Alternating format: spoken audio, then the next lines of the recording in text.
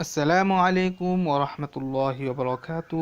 আল্লাহ রব্বুল আলামিন আমাদের রোজাগুলো কবুল করুন, এই আশাবাদ ব্যক্ত করে শুরু করছি আজকের অনুষ্ঠান। তো কথা দীর্ঘ না করে আমরা খুব অল্প সময়ে রোজা সংক্রান্ত একটি মাসালা শিখব।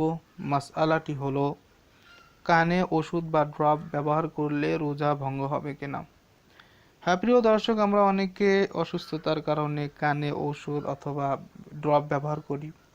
মাঝে মাঝে গোসল করতে গিয়ে কানের ভিতরে পানি প্রবেশ করে, তো এই সমস্ত বিষয়ের কারণে রোজা ভঙ্গ হবে কিনা, রোজার কোনো ক্ষতি হবে কিনা। উত্তর হলো যে কানে ড্রপ, ওষুধ, তেল, পানি ইত্যাদি দিলে রোজা ভঙ্গ হবে না।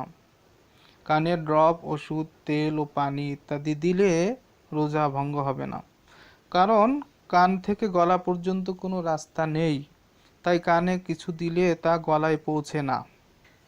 প্রিয় দর্শক, আশা করি মাসালাটি বুঝতে পেরেছেন। প্রয়োজনে অবশ্যই কমেন্ট করে জানাবেন, ইনশাআল্লাহ সহযোগিতা করার চেষ্টা করব। সে পর্যন্ত আল্লাহ সকলকে রোজার হক আদায় করে রোজা রাখার তৌফিক দান করুন। আমিন। আসসালামু আলাইকুম ওয়া রাহমাতুল্লাহ।